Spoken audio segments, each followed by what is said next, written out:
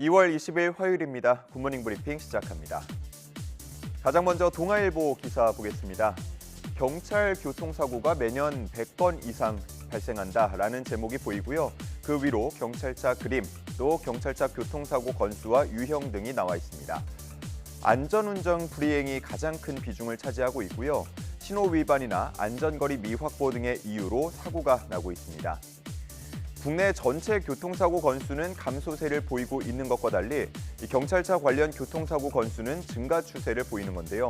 안전운전에 대한 경찰 의식 개선이 필요하다는 지적이 나옵니다. 물론 경찰 측에서도 할 말은 있겠죠. 업무 특성상 긴급한 출동이 많기 때문에 피할 수 없는 사고가 많고 또 거리두기 해제 이후에 차량 통행량이 늘어나면서 경찰차 사고도 덩달아 증가했다는 겁니다. 하지만 교통 전문가들은 그러한 특성을 이해한다면서도 안전운전을 소홀히 하는 측면도 분명히 영향을 주고 있다고 지적하고 있습니다. 가까운 거리도 차량으로 순찰하려는 문화가 확산하고 음주운전 차량 등을 개인이 무리하게 잡으려다가 과속 등으로 사고가 발생하기도 한다는 겁니다. 이에 대해서 경찰청 관계자는 안전교육을 더 강화하는 방안을 고민하겠다고 밝혔습니다. 다음은 세계일보 기사 보겠습니다. 개 주민등록증, 이른바 개민증이 내일 첫 실물 발급된다고 합니다. 지금 사진이 하나 실려 있는데요. 마치 운전면허증과 비슷한 크기와 또 모양을 갖추고 있습니다. 앞면에는 개 증명사진과 동물 등록번호 15자리, 품종이나 성별, 그리고 보호자 정보가 들어갑니다. 그리고 뒷면에는 코 주름 사진이 들어가는데요. 이게 가장 핵심이라고 볼 수 있겠습니다. 비문, 즉 개의 코 주름은 마치 사람의 지문처럼 개마다 모양이 다 다르다고 합니다.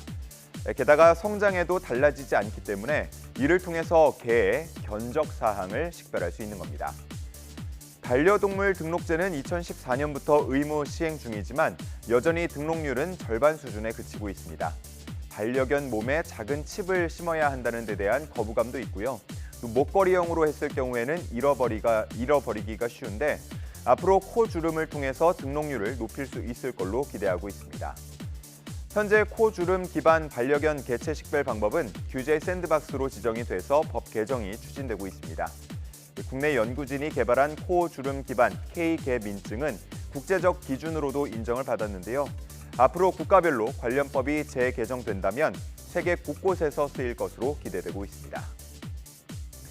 다음은 한국일보 기사입니다. 최근 중남미 국가 중 유일한 미수교국이었던 쿠바와의 깜짝 수교 소식이 전해졌죠. 그러면서 쿠바 여행에 대한 관심도 덩달아 커지고 있습니다. 쿠바에는 사파이어와 같이 푸르고 깨끗한 바라데로 해변, 또 독특한 풍광으로 유명한 아바나, 드라마 촬영지로도 유명해진 말레콘 해변 등이 있습니다. 이렇게 관심이 커지자 여행업계도 새로운 여행 상품 개발을 검토하고 있는데요. 현실적인 걸림돌이 몇 가지 있다고 합니다. 먼저 쿠바에 들어가게 되면 미국에 무비자 입국이 불가능해진다는 걸 가장 큰 난관으로 꼽고 있습니다. 미국은 지난 2021년 쿠바를 테러 지원국으로 지정했는데 때문에 쿠바를 다녀온 이력이 있으면 전자여행 허가제 이스타를 통해서 미국에 입국할 수 없습니다. 대신 인터뷰를 하고 미국 대사관에서 관광 비자를 받아야 하는 건데 시간과 비용이 많이 든다는 점에서 걸림돌이 되고 있는 겁니다. 또 쿠바 직항편이 없다는 점도 여행지로 개발하기에는 부담스럽다는 반응이 있습니다. 보통 미국이나 멕시코 등 인접국을 경유해서 넘어가곤 하는데 왕복 50시간이 넘는 비행시간 때문에 시장성이 있는지 의문이라는 겁니다.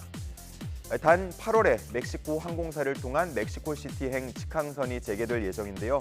이 경우 다른 중남미 국가들과 엮어서 패키지로 판매할 가능성이 있기 때문에 일부 관광객들은 기대하고 있습니다. 마지막 국민일보 기사 보겠습니다. 미국 대통령의 날을 맞아서 최근 미국 정치학회 회원들과 학자들을 대상으로 역대 대통령의 업적을 평가하는 조사가 이뤄졌습니다. 지금 제목에서 보는 것처럼 바이든 대통령은 62.66점으로 14위에 올랐고요. 그 이후에 15위 우드로 윌슨, 16위 로널드 레이건 전 대통령보다 높은 순이었습니다. 반면 트럼프 전 대통령은 단 10.92점으로 꼴찌 45위에 자리했는데요. 뉴욕타임스는 미국을 내전으로 몰아넣거나 위태롭게 했던 실패자들보다 순위가 더 낮다고 평가했습니다.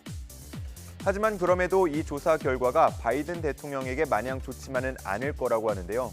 바이든 대통령의 가장 큰 업적이 트럼프를 몰아낸 것으로 평가됐기 때문입니다. 이쯤 되면 다른 대통령의 순위도 궁금해지시죠? 최고 점수를 받은 대통령은 누구일까요? 바로 93.87점의 에이브러함 링컨이었습니다. 그리고 이어서 프랭클린 루즈벨트, 조지 워싱턴, 시어도어 루즈벨트 순이었고요. 버락 오바마 전 대통령은 7위에 자리했습니다. 차기 대선을 준비 중인 전 현직 대통령, 과연 이 평가에 대해서 어떻게 생각할지 궁금해집니다. 2월 20일 아침 신문 살펴봤습니다. 지금까지 굿모닝 브리핑이었습니다.